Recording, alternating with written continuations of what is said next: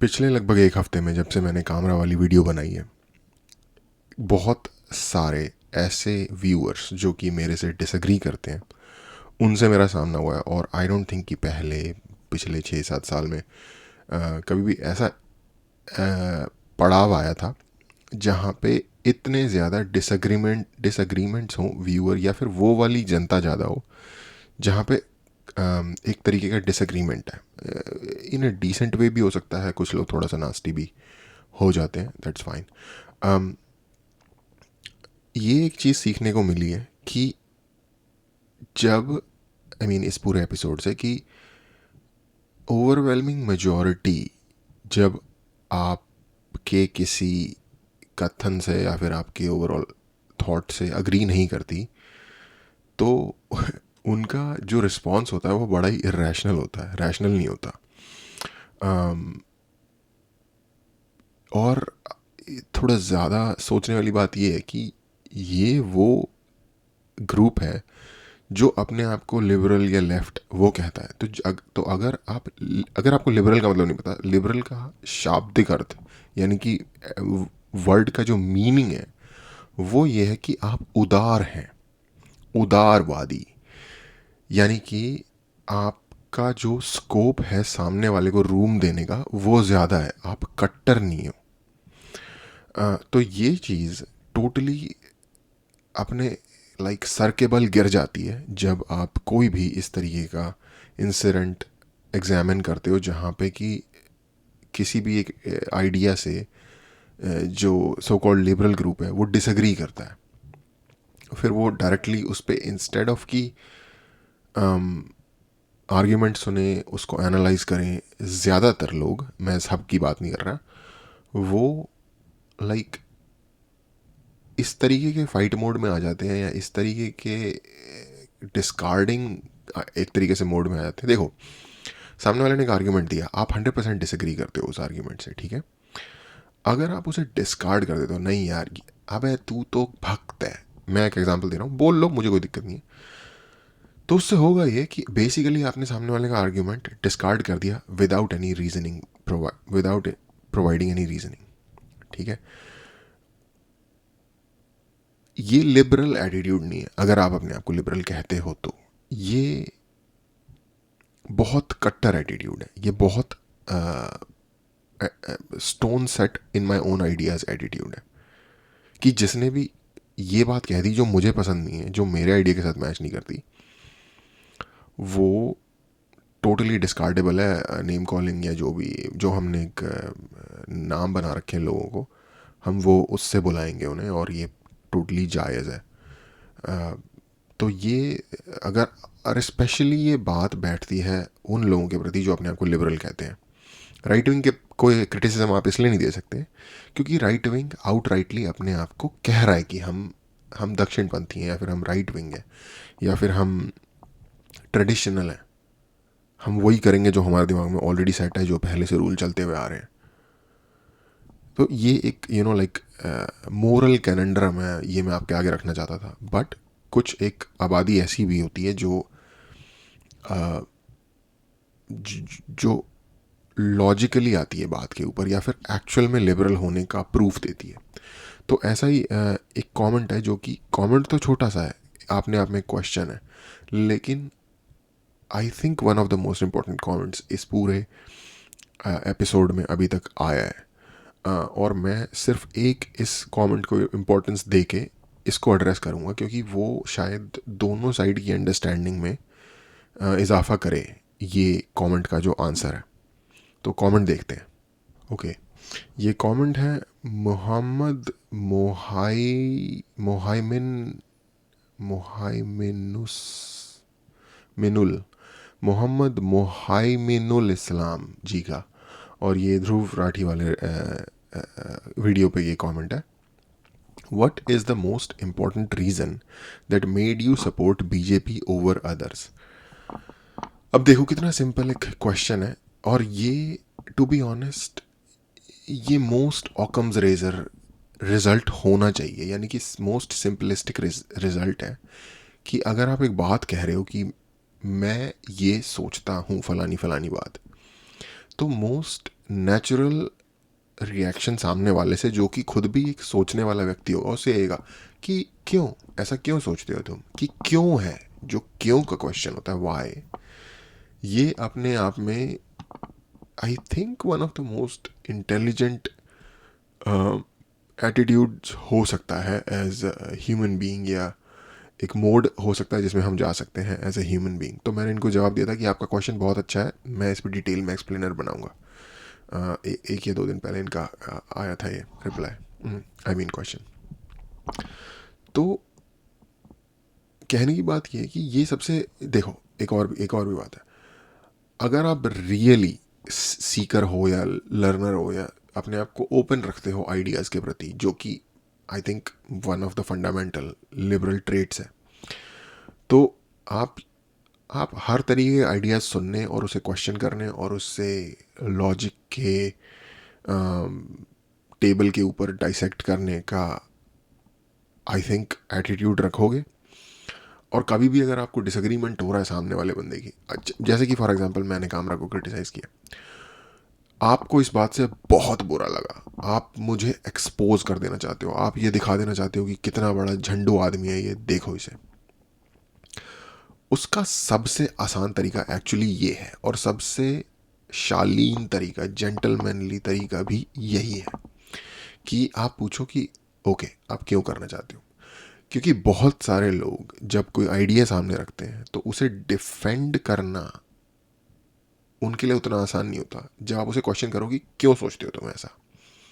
ये एक बहुत बड़ी संख्या में लोगों का, और फिर वो आ जाते हैं अटैक करने के ऊपर, आपके ऊपर की कुछ भी शब्दों का इस्तेमाल करेंगे या कुछ भी चीज़ें करेंगे आपको बताने के लिए कि अबे तू तो ये है, राइट, निकल जाए यहाँ से, तेरे जैसे बंदों से बात करने का फ़ायदा नहीं है। ये आपको ऊपर दिख रहे होंगे स्माइलीज वगैरह। एनीवे, तो अब आते हैं मेन मुद्दे को। तो अगर आपको मुझे एक्सपोज करना है तो शायद ये सबसे अच्छा तरीका होता मुझे एक्सपोज करने का, अगर ये पॉसिबल है। तो अब आते हैं क्वेश्चन पे कि मैं क्यों सपोर्ट करता हूँ बीजेपी ओवर अदर्स। और इन्होंने क्वेश्चन भी बहुत इंटेलिजेंटली लिखा है, क्योंकि इन्होंने नहीं लिखा कि तुम बीजेपी को क्यों सपोर्ट करते हो, इन्होंने कहा है ओवर अदर्स, जो कि मेरा आर्ग्यूमेंट है कि मैं बीजेपी को वैक्यूम में सपोर्ट नहीं करता, मैं बीजेपी को करंट कॉन्टेक्स्ट में सपोर्ट करता हूँ। कुणाल कामरा ने एक बहुत पहले, जो कि मैंने इसके one of the early comedy देखे थे जब ये इसने स्टार्ट ही किया था आई थिंक इसका कल्चर, कि गवर्नमेंट कोई हमारे माँ बाप या परिवार नहीं है जिनके साथ हम पैदा हुए हैं। गवर्नमेंट इज सर्विस प्रोवाइडर, और अगर वो अच्छी सर्विस नहीं प्रोवाइड कर रही तो हम उसे क्रिटिसाइज करेंगे, ग्रीवेंस रखेंगे, हटा देंगे, चेंज कर देंगे प्रोवाइडर। जो कि मुझे बहुत इंटेलिजेंट बात लगी थी उसकी, बहुत शुरू, आई थिंक ऑलमोस्ट 8-10 साल पुरानी किसी वीडियो में उसने कहा था ये,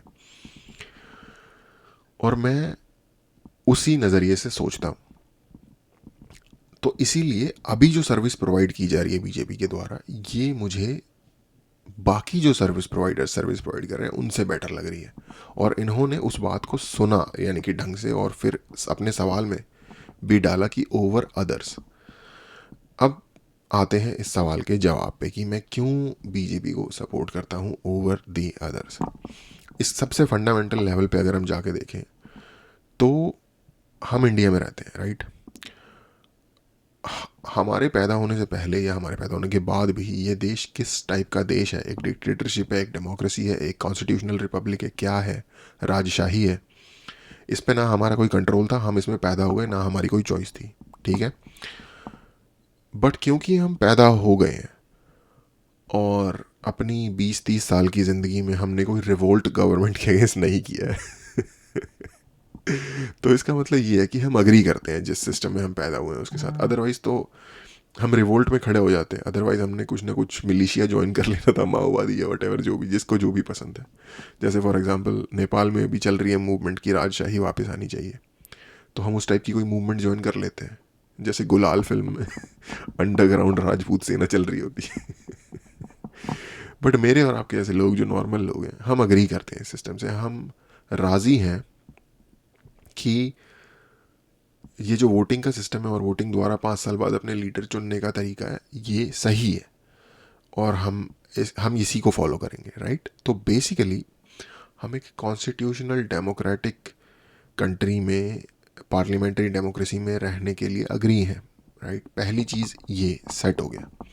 दूसरी चीज़ ये कि अब इस कंट्री के को बेहतर बनाने के लिए, इस कंट्री को लिवेबल या फिर एक डिसेंट कंट्री बनाने के लिए क्या ज़रूरी चीज़ होगी with in the framework of this system.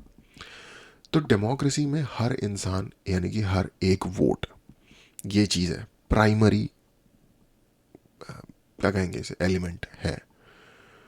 तो अगर आपने हर इंसान को हर एक वोट दिया हुआ है तो उसके राइट्स और रिस्पॉन्सिबिलिटीज़ हर इंसान के समान होने चाहिए। ये एक बहुत इम्पॉर्टेंट एलिमेंट है, एस्पेक्ट है डेमोक्रेसी का। 1947 की जो हमारी आज़ादी है वो बड़े ही केओटिक माहौल में जन्म हुआ हमारे देश का, क्योंकि ब्रिटिश गए, जस्ट वर्ल्ड वॉर ख़त्म हुई थी, कंट्री बहुत बर्बाद थी, बहुत गरीब थी, रिलीजियस राइट हो गए, कंट्री डिवाइड हो गई, मिलियंस के संख्या में लोग मरे और माइग्रेट हुए जगहों से। उसके अगेंस्ट में नफ़रत और औरतों के ऊपर जुल्म और इंसानों का इंसानों के ऊपर जुल्म। मतलब आप इमेजिन करो कि मिलियंस में बेगुनाह लोग बिना किसी गलती के मरे होंगे जस्ट बिकॉज वो पैदा हुए एक सर्टेन तरीके से या जगह पे या धर्म के अंदर। वैसे माहौल में फ्यूचर को लेके बड़े बड़े डिसीजन बनाना एक बहुत मुश्किल टाइम रहा होगा, आई एम इमेजिनिंग। और उस चीज़ को ध्यान में रखते हुए मुझे लगता है कि हमारे founding fathers did a fabulous job in in the form of जो उन्होंने कॉन्स्टिट्यूशन तैयार किया उसके रूप में। बट क्या वो परफेक्ट होगा? परफेक्ट तो कुछ भी नहीं होता, लेकिन ये रीजनिंग हो सकती है कि बहुत सारी चीज़ें उन्होंने फ्यूचर पे छोड़ दी थी कि फ्यूचर जनरेशन्स इसको ठीक करेंगे और ज़्यादा बेहतर बनाएंगे इस सिस्टम को। ये एक प्राइमरी बेसिक स्ट्रक्चर हम खड़ा कर रहे हैं। आगे आने, ये हमने मकान बना दिया है, आगे आने वाली जनरेशन इस पर प्लास्टर करा लेगी, उससे आगे वाली जनरेशन इस पर अच्छा सा पेंट करा के इसको ब्यूटीफुल बना लेगी। अच्छे अच्छे कंगूरे वट जो भी होते हैं, आर्किटेक्चर मेरा बहुत अच्छा नहीं है वो लगा लेगी, अच्छी लाइटें बढ़िया लगा के घर को खूबसूरत बना लेंगे। उसका एक एग्जांपल है कि जब रिजर्वेशन आया था तो रिजर्वेशन इनिशियली कॉन्स्टिट्यूशन बनाने वालों ने कहा था कि क्योंकि कुछ समाज का वर्ग पिछड़ा हुआ है, उसको स्ट्रीमलाइन मेन स्ट्रीम में लाने के लिए, स्ट्रीमलाइन करने के लिए ग्रोथ लोगों की, हमें एक रिजर्वेशन सिस्टम की ज़रूरत है 10 साल के लिए। रिजर्वेशन का अमाउंट बहुत कम था और लिमिटेड स्कोप था, और लिमिटेड टाइम वाइज भी स्कोप लिमिटेड था, फर्स्ट 10 साल के लिए ही था। और फिर ये था कि 10 साल बाद देखेंगे सिचुएशन क्या है। उस वक्त से आज तक रिजर्वेशन का परसेंटेज भी बढ़ा है, और आज के टाइम में अगर आप ओवरऑल कंसेंसस देखो गवर्नमेंट का भी और जनता का भी, if not more than 50%, a huge chunk of Janata, specially जो लोगों को रिजर्वेशन से फ़ायदा होता है और कई लोग जिनको नहीं भी होता, उनका सोच का अंडरस्टैंडिंग ये है कि रिजर्वेशन तो फॉर एवर है, ये परपेचुअल है, ये कभी ख़त्म नहीं होगा रिजर्वेशन। तो देख रहे हो, मतलब कहाँ तो हमने घर के ऊपर प्लास्टर चढ़ा के पेंट करना था, हमने उस घर से ईंटें निकाल निकाल के बेचनी चालू कर दी पैसे पैसे कमाने के लिए या पैसों की कमी से। मैं ये एक आपको मेटाफर के रूप में समझाने की कोशिश कर रहा हूँ किसी ने घर नहीं बेचा है भाई मतलब कंट्री है उसमें। अ, तो तो ये एक एग्जांपल है उस खराबी का या उस अनफिनिश्ड प्रोजेक्ट का जो कि कंट्री का कॉन्स्टिट्यूशन बनते वक्त रह गया था, जो कि अब हम कंप्लीट कर रहे हैं। इस तरीके के और बहुत सारे प्रॉब्लम्स हैं या अनफिनिश्ड वर्क है हमारे कॉन्स्टिट्यूशन में या हमारी कंट्री में या समाज में, मुझे ऐसा लगता है। फॉर एग्जांपल, किसी भी समाज, सभ्य समाज, मेरा ये मानना है कि, मेरा ये पर्सनल ओपिनियन है कि किसी भी सभ्य समाज में हर इंसान को समान रूप में अधिकार होने चाहिए, हर तरीके के, हर तरीके के। उसका रीज़न ये है कि बंदरों पे भी टेस्ट हुए हुए हैं। अगर आप बंदरों को भी, एक बंदर को 2 केले दे दोगे और दूसरे बंदर को एक ही केला दोगे ना, या 2 बंदरों को एक एक केला दोगे, खुशी खुशी दोनों खा लेंगे। पर उन्हीं बंदरों को अगले दिन अगर आप एक को 2 और दूसरे को 3 दोगे, तो वो आपस में लड़ने लगेंगे, वो केले भी फेंक देंगे, तोड़ ताड़ के बर्बाद कर देंगे। उसका रीज़न ये है क्योंकि एक सेंस ऑफ डिस्क्रिमिनेशन जो होता है वो हमारे डीएनए के अंदर घुसा हुआ है, और एजिटेशन टुवर्ड्स डिस्क्रिमिनेशन एक नेचुरल हमारा ब्लड स्ट्रीम में फ्लो करने वाला स्वभाव है। जब समाज के सारे लोगों के लिए नियम बराबर नहीं होंगे तो एजिटेशन होगा। अब वो एजिटेशन कितना स्मार्ट और इम्पॉर्टेंट है, स्मार्टली तरीके से प्रोफेस किया जा रहा है, वो किसी के कंट्रोल में नहीं है। एक नंबर की चूतिया बात भी हो सकती है उसके एजिटेशन के का जो रूप सामने आ रहा है उसके अंदर। कहने का मतलब ये है।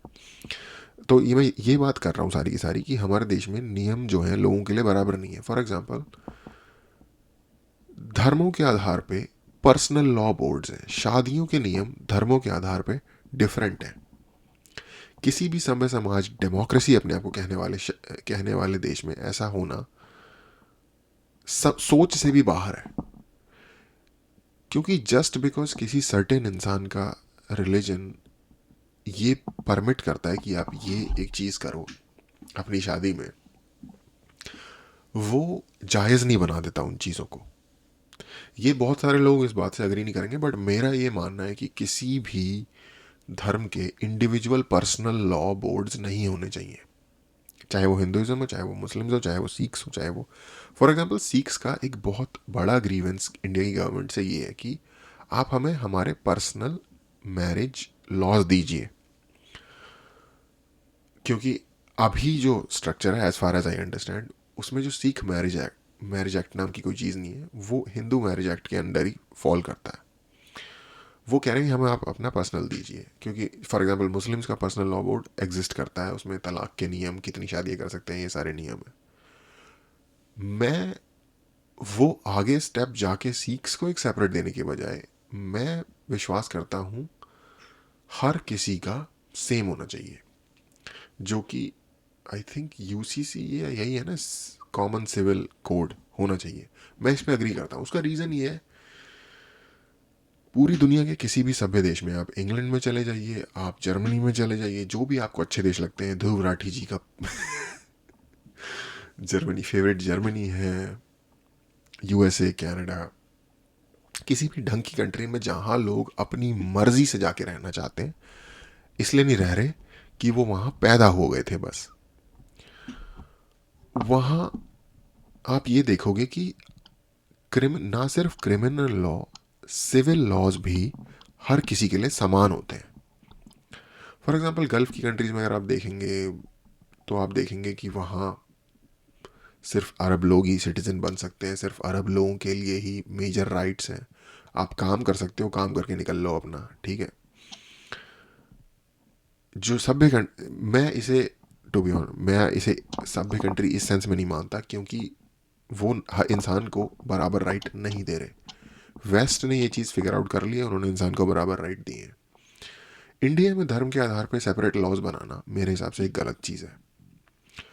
और कोई कोई एक पार्टी जो रिमोटली इस चीज़ को सपोर्ट करती है वो बीजेपी है। अब बहुत सारे लोगों को ये हो सकता है कि नहीं, ये तो एक हिंदू सेंट्रिक पार्टी है, ये तो मुस्लिम्स के अगेंस्ट है, या तो माइनॉरिटीज़ के अगेंस्ट है, कुछ भी ऐसी बातें हो सकती हैं। पर मेरे हिसाब से अगर वो कॉमन सिविल कोड लाने की बात कर रहे हैं हर किसी के लिए, तो उसमें मुस्लिम्स को या स्पेशल ट्रीटमेंट, या हिंदूज़ को या सिख्स को या क्रिश्चियंस को कहाँ दिख रहा है? वो तो कॉमन सिविल कोड है ना। डेमोक्रेसी में यही होना चाहिए ना, हर कोई बराबर है। ये बहुत आइडियोलॉजिकल फंडामेंटल बात मैं कर रहा हूँ। अगर कोई भी एक सर्टेन समाज से आता है, कोई मुस्लिम है, कोई हिंदू है, कोई क्रिश्चियन है, या कोई सिख है फॉर दैट मैटर, तो उनको शायद ये बात थोड़ी सी बुरी लगेगी अपने अपने लेवल पे कि और ये सिर्फ एक ये नहीं है कि मुस्लिम्स में स्पेशल राइट्स मिले हुए हैं या हिंदूज़ को स्पेशल राइट्स मिले हुए हैं। ये हर रिलीजन में या समाज के अंदर कुछ ना कुछ एक ऐसी चीज़ दी हुई है जो कि उनको थोड़ा सा ज़्यादा एडवांटेज दे दे रही है, या उस समाज के एक पर्टिकुलर जेंडर को या किसी को एक ज़्यादा एडवांटेज दे दे रही है। मैं सोचता हूँ जो कामरा और ध्रुव राठी जो दिन रात औरतों के हक की बात करते हैं, उनको ये नहीं दिखता कि हिंदूज़ में औरतों को पिता की संपत्ति में पूरा अधिकार नहीं मिलता है, जो उनका उसका इनहेरिटेंस लॉ है, या फिर मुस्लिम्स में एक व्यक्ति को 4 शादियां कर देने की, या फिर टोटली तलाक दे देने की इरेशनल प्रिविलेजेस मिले हुए हैं मर्दों को। ये लोग कभी इस चीज़ को क्रिटिसाइज नहीं करते। तो काहे के फेमिनिस्ट हुए ये? मैं कहता हूँ मैं नहीं हूँ फेमिनिस्ट हमेशा ही, पर मैं इन डिस्क्रिमिनेशंस को नहीं देखना चाहता। आप लिटरली अपने आप को न्यूट्रल होकर सोचो सारी चीज़ों से अलग करके, कि क्या ये चीज़ लॉजिक बनाती है कि नहीं बनाती। इनको औरत को मिक्सर नहीं मिला, इस बात का दर्द है, पर इनको औरत को ह्यूमन राइट्स ही नहीं मिले इक्वल बाकी हर किसी सभ्य देश की औरत के मुकाबले, वो इनको बुरी लगती है। वो उस बात पे कुछ नहीं बोलते। तो आपको नहीं लगता कि ये लोग एक नंबर के हिपोक्रेट हैं? कैसे लेफ्टिस्ट हुए ये, कैसे लिबरल हुए ये? तो इसलिए मैं बीजेपी को सपोर्ट करता हूँ, ये एक वजह है। दूसरी वजह ये है, ये मैंने आपको एक इंसान के लेवल पे ह्यूमन राइट्स की वजह से मैं बीजेपी को सपोर्ट करता हूँ आज के टाइम में, आज के सिनेरियो में। हो सकता है कल को ये सारा गेम चेंज हो जाए। अब आते हैं दूसरे रीज़न पे। दूसरा रीज़न ये है कि मॉडर्न नेशन स्टेट्स की जब से थ्योरी आई और ये एग्जिस्टेंस में आए, one of the most important reason modern day में ह्यूमंस के रिलेटिवली सेफ होने का, पुराने ज़माने में मिडिल एजेस में या उससे पहले, मॉडर्न डेज से पहले, कभी भी बारबेरियन होर्ड्स आके आपकी सभ्य सोसाइटी को निस्तो नाबूद कर देते, और आप कुछ नहीं कर सकते थे उसके बारे में, ना अपनी फैमिली को सेव करने के लिए, ना किसी और को कुछ करने के लिए, अगर आप एक नॉर्मल इंसान हो। मॉडर्न डे में आप एक नेशन स्टेट के अंदर सेफ्टी से अपनी ज़िंदगी गुजार सकते हो इन मोस्ट केसेस। मैं उन कंट्रीज़ की बात नहीं कर रहा जहाँ वॉर चल रही है, ऑफ कोर्स एक्सेप्शंस हैं। उसका एक बहुत इंपॉर्टेंट रीज़न है इस सेफ एनवायरनमेंट का, कि मॉडर्न डे नेशन स्टेट का सिस्टम एग्जिस्ट करता है। इस सिस्टम में एक रूल है कि आप दूसरे कंट्रीज़ को इन्वेड नहीं कर सकते। ऑफ कोर्स उसके भी एक्सेप्शन है, बट एक जनरल रूल की बात हो रही है। और उसको इन्फोर्स करने का एक तरीका होता है कि कंट्रीज़ के आर्मीज़ होते हैं जो और अगेन जिन लोगों को ये लग रहा है कि भाई तू इतना बेसिक बेसिक बोल बोल के क्यों बता रहा है, धीरे धीरे क्यों बता रहा है, अगर आपको इस बात से परेशानी है आप मत सुनिए, आप चले जाइए। मैं ब्रेक करके इसलिए बता रहा हूँ कि कल को अगर आके कोई कमेंट भी करेगी, भाई ये बात तूने नहीं बोली है, ये बात नहीं आपने नहीं कही, तो एटलीस्ट मेरे पास हो कि भाई ये मैं पूरी बेसिक लेवल से बात तोड़ तोड़ के समझाइए। अगर फिर भी तुम्हें समझ नहीं आई तो एक बारी दोबारा वीडियो देख लो। और क्या कह सकते हैं।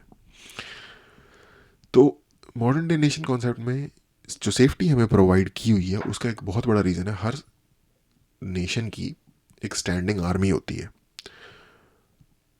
अब अगर कोई देश इस नॉर्मल प्रोसीजर को, कि कोई किसी की बाउंड्री वॉयलेट नहीं करेगा, कोई किसी पे हमला नहीं कर सकता इस तरीके से, इसे वॉयलेट करता है और उसे चेक में नहीं रखा जाता, तो बेसिकली वो रूल टूट रहे हैं जिन पे ओवरऑल ह्यूमैनिटी अग्री कर गई है, राइट, अग्री करती है ओवरऑल। जब पाकिस्तान इंडिया में हमला करता है और इंडिया की फोर्सेस या इंडिया की जो आर्मी है, अगर ये प्रॉपर उसका रिस्पॉन्स नहीं देते, फॉर एग्जांपल उन्होंने पार्लियामेंट पे बंदे भेज के हमला करवा दिया नॉन स्टेट एक्टर्स के थ्रू, और एक प्लॉजिबल डिनाइबिलिटी ले ली, क्योंकि तो नॉन स्टेट एक्टर है, हमें नहीं पता है कैसे कर रहे हैं, क्या कर रहे हैं, हमें नहीं पता। तो इससे एक सिचुएशन क्रिएट हो जाती है, एक एसिंक्रोनस एनवायरनमेंट क्रिएट हो जाता है, जिसमें कि एक व्यक्ति सिचुएशन का लाभ लेके दूसरे व्यक्ति से एडवांटेज ले रहा है, या एक देश सिचुएशन का लाभ लेके दूसरे देश से एडवांटेज ले रहा है। बीजेपी और मोदी के आने के बाद एक चीज़ ये हुई कि इन लोगों ने इस चीज़ पे अग्री नहीं किया। इन्होंने कहा कि नहीं, अब नहीं चलेगा ये। इन्होंने बोला अगर कुछ भी होगा हमें नहीं पता, तुम्हारे एंड से हुआ है, एयर स्ट्राइक्स होंगी, चीज़ें होंगी। मेरे इस चैनल पे मैंने ये बात दसियों बार दोहराई होगी कि मैं एक्चुअली पाकिस्तान के प्रति, उनके लोगों के प्रति किसी भी तरीके की दुर्वेश या दुर्भावना नहीं रखता। पर अगर एक लैंड से हमारे पार्लियामेंट पे मुंबई हमलों के तरीके के सिचुएशंस हो रहे हैं और हम कोई टेंजिबल रिस्पॉन्स नहीं दे रहे उस चीज़ का, तो ये हम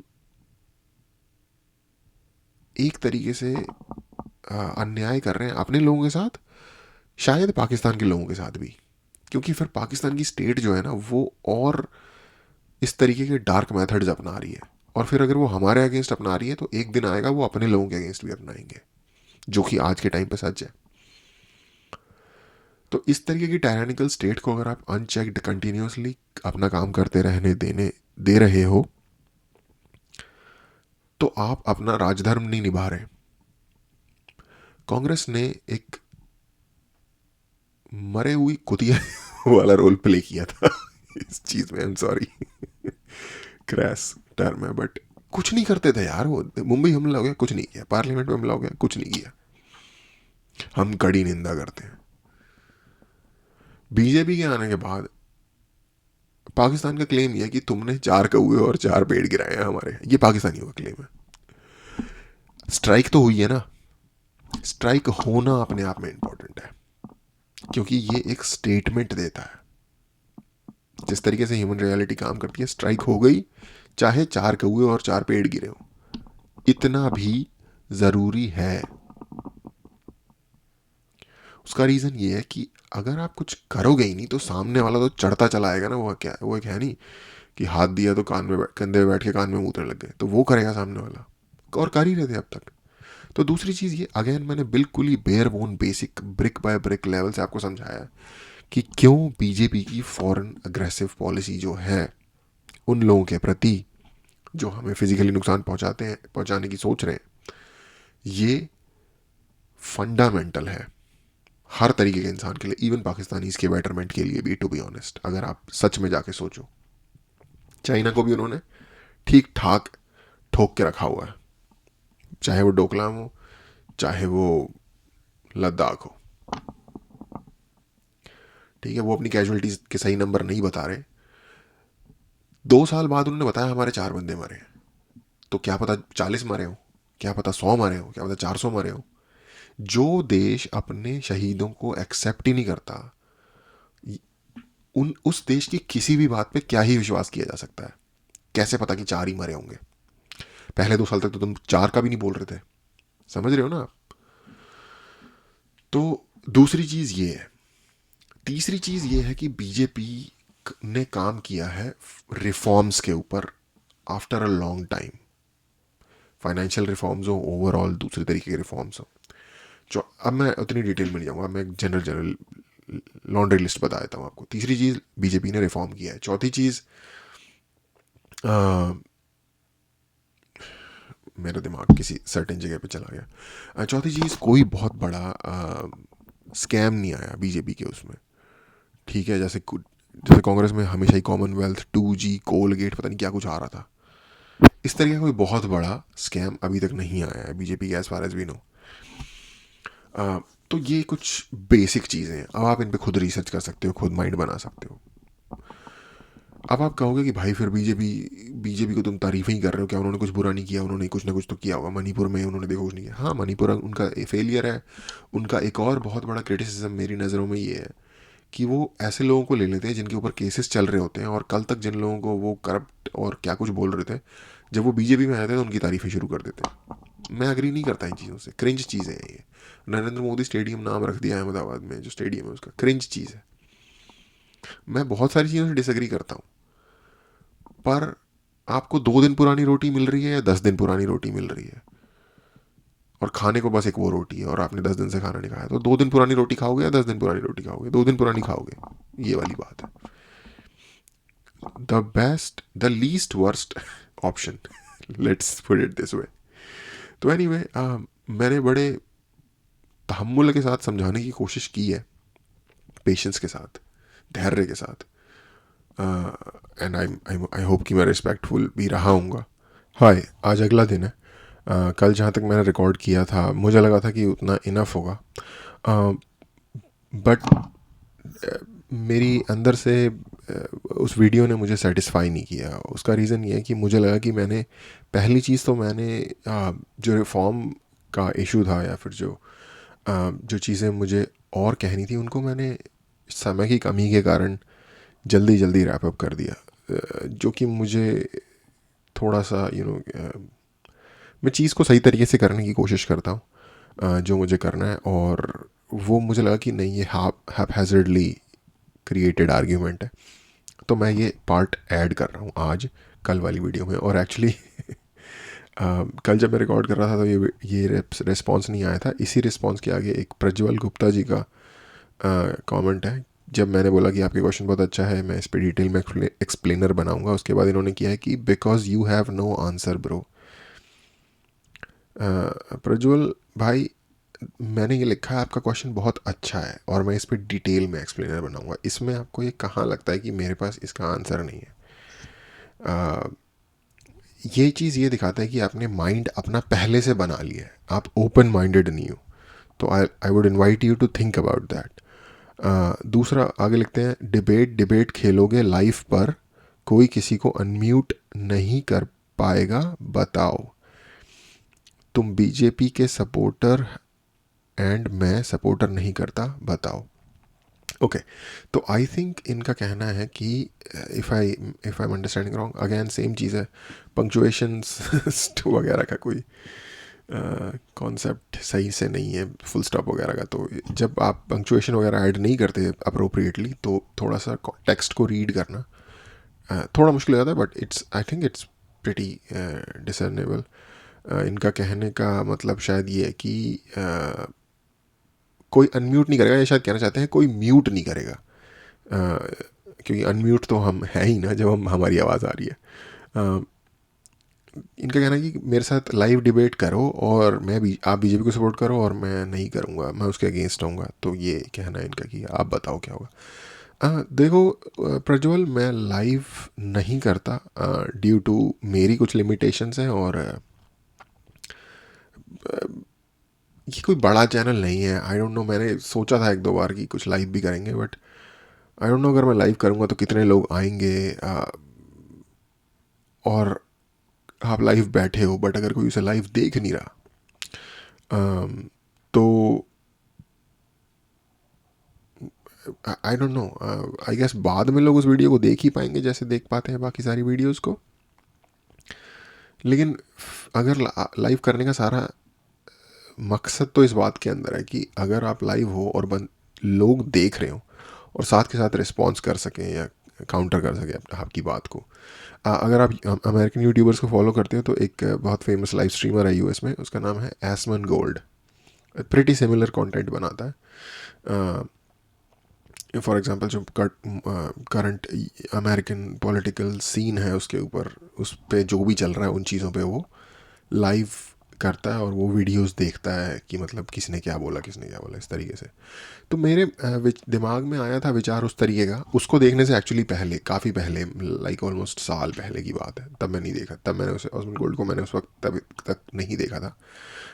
हालांकि वो काफ़ी पुराना और बड़ा यूट्यूबर है। उसका रीज़न फिर मैंने अपने आप को ये दिया कि अगर मुझे लाइव करना भी हुआ कभी तो मैं एटलीस्ट वेट करूँगा कि एटलीस्ट 1000 सब्सक्राइबर हों, ताकि अगर मैं ऑनलाइन जाऊँ तो कम से कम 10-15 लोग तो देखें लाइव। अगर आप लाइव बैठे हो और कोई देख नहीं रहे तो इसमें सिर्फ सिंपल सी इतनी सी बात है। अगर आपके पास, आपको लगता है कि आर्ग्यूमेंट्स हैं जो लीथल होंगे मेरे लिए, तो मैं आपको बोलूँगा कि आप कमेंट में लिख के बता दो, मैं उन पे बात कर लूँगा। मैं म्यूट तो खैर किसी को क्या, म्यूट एंड म्यूट का तो सिस्टम ही नहीं है यहाँ पे। तब तक मैं रिसोर्सेज का जुगाड़ करता हूँ, क्योंकि लाइव जाने के लिए एक सर्टेन लेवल का आपको कंप्यूटेशनल पावर चाहिए होती है, आपको सर्टेन लेवल की बैंडविड्थ चाहिए होती है, और टू बी ऑनेस्ट आपको थोड़ी सी टूल्स की भी नॉलेज होनी चाहिए। जैसे लाइव जाने के लिए आई थिंक स्ट्रीम हब या कुछ ऐसा नाम है, एक OBS है, कुछ इस तरीके के जो टूल्स हैं उनको भी आपको थोड़ा सा उसके बारे में पता होना चाहिए। अदरवाइज़ आप लाइव जाओगे और इफ़ समथिंग गोज़ अराय तो आप कैसे उसे फिगर आउट करोगे। तो थोड़ा सा मैं उस पर काम कर लेता हूँ, थोड़े से लोग भी इकट्ठे हो जाएं, एटलीस्ट 1000 सब्सक्राइबर हूँ, तो होप होगी कि एटलीस्ट आई डोंट नो क्या परसेंटेज होता है जो टर्न आउट होते हैं लाइव पे, बट आई होप कि अगर 1000 होंगे तो एटलीस्ट 1% भी अगर टर्न आउट होंगे तो 10-15 लोग आ जाएंगे. um, हाँ, फिर जब बेसिकली सर्कमस्टांसेस जब फेवरेबल होंगे तो कर लेंगे लाइव, आप आ जाना, उस पर बहस भी कर लेंगे, कोई दिक्कत नहीं है ऐसी. ओके, तो अब अपनी बात को आगे कंटिन्यू करते हैं. तो मैं रिफॉर्म का बता रहा था कि रिफॉर्म किए हैं बीजेपी ने. देखो, एक गवर्नमेंट जो ऑलरेडी चल रही है उसके उसके दो तीन ही बड़े काम होते हैं. एक देश जो ऑलरेडी एग्जिस्टेंस में है उसमें जो गवर्नमेंट है उसके दो तीन ही काम होते हैं. एक काम होता है बहुत मेजर, लॉ एंड ऑर्डर को मेंटेन करना, और दूसरा मेजर काम होता है उनका कंट्री के लॉज जो हैं उनमें प्रॉपर रिफॉर्म करना, ताकि टाइम के साथ जो टेक्नोलॉजिकल चेंजेस आ रहे हैं, सिक्योरिटी से रिलेटेड चेंजेस आ रहे हैं, लोगों की ओवरऑल कल्चर में जो चेंजेस आ रहे हैं उनके अकॉर्डिंग कंट्री का की जो लॉज हैं वो अपडेटेड रहें. स्पेशली बिजनेस हो गया या पूरी दुनिया की फाइनेंशियल सिचुएशन क्या है उस हिसाब से. तो उस मामले में मुझे लगता है, जैसा कि मैंने हिंट दिया था अभी पहले, कि बीजेपी ने after a long time reforms पे काम करना शुरू किया है. कांग्रेस ने, मैं आपको एग्जांपल दे देता हूँ, कांग्रेस ने 1992 में जो रिफॉर्म्स किए थे, फाइनेंशियल रिफॉर्म्स जिसमें उन्होंने मार्केट्स को खोला था, इकोनॉमिक रिफॉर्म्स, उसके बाद से हमारी कंट्री की इकोनॉमिक सिचुएशन 180 टर्न अराउंड हो गई. उससे पहले हम ऑलमोस्ट कंगाल हो गए थे, हमें आईएमएफ के पास जाना पड़ा था, हमें गोल्ड गिरवी रखना पड़ा था, जो रिजर्व्स होते हैं कंट्री के, गोल्ड रिजर्व्स. और उसके बाद हमने रिफॉर्म्स किए, हमने मार्केट को स्लाइटली धीरे धीरे ओपन करना शुरू किया. और उसने कंट्री की ऑलमोस्ट पूरी की पूरी काया पलट दी. उससे मेरे पास वैसे बोलने के लिए और भी बातें हैं, लेकिन चलो छोड़ो, उनको अभी नहीं बोलते. मेरा इशारा इस तरफ है कि कैसे कांग्रेस ने एक सोशलिस्ट माइंडसेट की वजह से एक ऐसी कंट्री को जो कि दुनिया की सबसे बड़ी इकोनॉमी थी, अंग्रेज़ों ने तो चूस लिया, ऐसे चूस लिया ठीक है, बट आपने आने के बाद उसे और इसका गला घोंट दिया. जिसको पहले ही सांस नहीं आ रहा उसका और गला आपने घोंट दिया सोशलिस्ट पॉलिसीज अपना के. तो ये भी मेरा एक ग्रीवेंस है कांग्रेस से, टू बी ऑनेस्ट. और इसमें पंडित नेहरू जो हैं पहले प्राइम मिनिस्टर, उनका भी काफ़ी ठीक है. हर इंसान का विजन होता है. मैं हमेशा जो उनको उनका अगेंस्ट भी बोलते हैं, मैं उनको डिफेंड करता हूँ कि भाई हाइंडसाइट जो होती है वो 2020 होती है. लेकिन यार इतने पढ़े लिखे इंसान और कंट्री के लीडर की रिस्पॉन्सिबिलिटी अगर आपने ली है, तो अगर आपको क्रेडिट मिलता है तो आपको थोड़ा सा क्रिटिसिज्म भी मिलेगा जो आपने चीज़ें गलत की उसकी वजह से.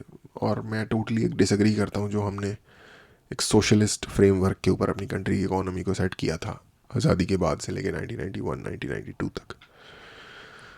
तो वो एक रिफॉर्म थे. रिफॉर्म का ये असर होता है, आपकी कंट्री की पूरी कंडीशन चेंज हो जाती है डिपेंडिंग अपॉन आप किस टाइप के रिफॉर्म्स करोगे. तो बीजेपी एक ऐसी पार्टी है जो पिछले 30-40 साल में रिफॉर्म्स कर रही है. ये मैं ऐड करना चाहता था उसमें कल वाली बात में. और एक चीज़ जो मैं और मैंने करप्शन की बात कर ही ली थी कि कोई इतने बड़े स्कैम सो फार नहीं नज़र आए. एक चीज़ मैं और भी ऐड करना चाहूँगा जिसमें कि ये वाली बात इंपॉर्टेंट हो जाएगी कि मैं क्यों सपोर्ट करता हूँ बीजेपी को. उसका एक ये भी रीज़न है कि फिर और आप किसको सपोर्ट करोगे. कांग्रेस को सपोर्ट करोगे, कांग्रेस को क्यों सपोर्ट नहीं कर सकते. कांग्रेस के जो प्राइम मिनिस्टर कैंडिडेट हैं वो इनकॉम्पिटेंट व्यक्ति हैं मेरे हिसाब से. ये एक अपने आप में बहुत बड़ा रीज़न है बीजेपी को सपोर्ट करने का, क्योंकि आपको किसी ना किसी को तो सपोर्ट करना पड़ेगा. दूसरा एक रीज़न है, कांग्रेस एक डायनेस्टिकल पार्टी है जिसमें कि एक ही परिवार के लोग बाहर बाहर आके लीडर बन रहे हैं. मैं उसे भी सपोर्ट नहीं करता. तीसरी चीज़, इनकॉम्पिटेंट वो हैं. इनकॉम्पिटेंट होना एक लीडर के लिए शायद इतनी बुरी चीज़ ना हो, मैल वॉलेंट होना उससे भी बुरी चीज़ है. या आई डोंट नो कि ये उनकी उनकी क्वालिटी है या उनके जो आसपास के लोग हैं या उनकी पार्टी की एक सर्टेन डायरेक्शन उन्होंने तय की हुई है. बट जब आप ये कहते हो कि हम देश की जनसंख्या इस बेसिस पे करेंगे कि कौन सी जाति के बेसिस पे जनगणना करेंगे, तो बेसिकली आप पूरी कंट्री को जातिवाद के सिस्टम में डिवाइड कर रहे हो और आप उस सिस्टम को एनफोर्स कर रहे हो, आप इंश्राइन कर रहे हो उस चीज़ को स्टोन के अंदर. समझ रहे हो आप मेरी बात. हमें उस चीज़ को एक मेमोरी की चीज़ बना देना है, जो एक चीज़ होती थी जो हमारे एग्जिस्ट करती थी, इस टाइप की चीज़ बना देना है। हमें उसको और ज़्यादा पक्का नहीं करना। जब आप एक डेमोक्रेटिक कंट्री में लोगों को उनकी आइडेंटिटी के हिसाब से काउंट करोगे और उन्हें जज करोगे, उन्हें बताओगे कि भाई इसके इतने हैं, इसके इतने हैं, इसके इतने हैं, तो भाई फिर लोग आइडेंटिटी पॉलिटिक्स ही खेलेंगे। किसी भी सोसाइटी के बेटरमेंट के लिए, लॉन्ग टर्म फ्यूचर, उनकी एकता के लिए आइडेंटिटी पॉलिटिक्स जहर है, लिटरल मतलब रेडियो एक्टिव चीज़ है उसका। और वो भाषा के नाम पे जो कि करते हैं ये लोग, जो कि रीजनल पार्टीज हैं, भाषा के नाम पे। अभी आप सुन रहे होगे महाराष्ट्र में स्टार्ट कर दिया इन लोगों ने, इससे पहले तमिलनाडु में। तमिलनाडु को देख के इनको भी बुखार चढ़ गया। ठीक है, पंजाब में भी यही है, उनको लगता है कि बहुत सारे हमारे देश में भाषा की पॉलिटिक्स खेल रहे हैं, बहुत सारे जाति की पॉलिटिक्स खेल रहे हैं। आप बीजेपी को कह सकते हो ये धर्म की पॉलिटिक्स खेलते हैं, बट धर्म की पॉलिटिक्स टू बी ऑनेस्ट इनके आने से पहले से ही स्टार्ट हो गई थी, जैसा कि मैंने पहले ही बताया। तो मैं इनको दूंगा उसका इल्ज़ाम, लेकिन पूरी तरीके से नहीं। बट बाकी लोग तो लिटरली आउटराइट कर ही ये काम रहे हैं। तो इसलिए उनको शायद इनको सपोर्ट करने से ज़्यादा इम्पोर्टेंट उनको रोकना है, जो कंट्री को डिवाइड करना चाहते हैं डिफरेंट आइडेंटिटीज़ के बेसिस पे। जो भी पॉलिटिकल पार्टी, नेता, एंटिटी ऐसी बात करे जिससे कि इंसानों में बराबरी आ रही है, irrespective of language, religion, caste, what, वो सपोर्ट के लायक है।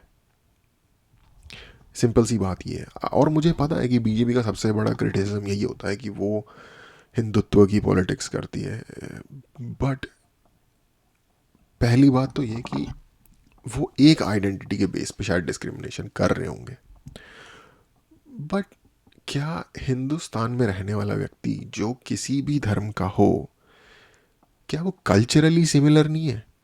उनकी पूजा पद्धति या फिर उपासना पद्धति डिफरेंट है, बट कल्चर तो उनका सेम ही है ना।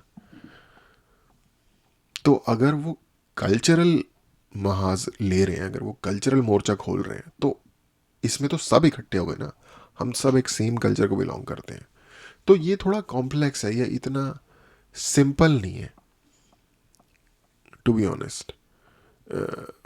और मैं इसको उस कॉम्प्लेक्सिटी के साथ देखने की कोशिश करता हूँ कि इवन दो बीजेपी करती है रिलीजन की पॉलिटिक्स, बट उनका जो रिलीजन का एस्पेक्ट होता है, उनका ये कहना नहीं होता कि मुस्लिम्स को मंदिर जाना चाहिए या क्रिश्चियंस को मंदिर जाना चाहिए। उनका ये कहना होता है कि भाई आप किसी भी रिलीजन को फॉलो करते हैं, आपका जो कंट्री के प्रति जो माइंडसेट होना चाहिए वो उसी टाइप का होना चाहिए जो किसी भी कल्चर, ना कंट्री भी मैंने सही वर्ड नहीं यूज़ किया, क्योंकि मुझे लगता है कि कंट्री के प्रति किसी भी धर्म से व्यक्ति आए वो इतना ही देशभक्त हो सकता है। इसमें कोई धर्म की मोनोपोली नहीं है, कोई मतलब किसी एक धर्म के लोग ज़्यादा देशभक्त हैं ऐसा पर्टिकुलरली मेरा नहीं मानना है। हालांकि मुझे पता है काफ़ी लोग इस चीज़ से डिसएग्री करेंगे, पर हाँ एक एक कल्चर के प्रति है एक नेगेटिविटी डिफरेंट ग्रुप्स के अंदर। ये इसमें कोई पीसी होने की बात नहीं है, ये ऑब्जर्वेबल फैक्ट है जो आप बाहर जाके ऑब्जर्व कर सकते हो। तो आई थिंक यहीं पे इसे एंड करते हैं। मैं ये कुछ चीज़ें ऐड करना चाहता था कि given all of these facts, Congress को सपोर्ट करना मेरे कॉन्शियंस में अलाउ नहीं करता, और दूसरा फीजिबल ऑप्शन और डिसेंट ऑप्शन बीजेपी बच जाता है।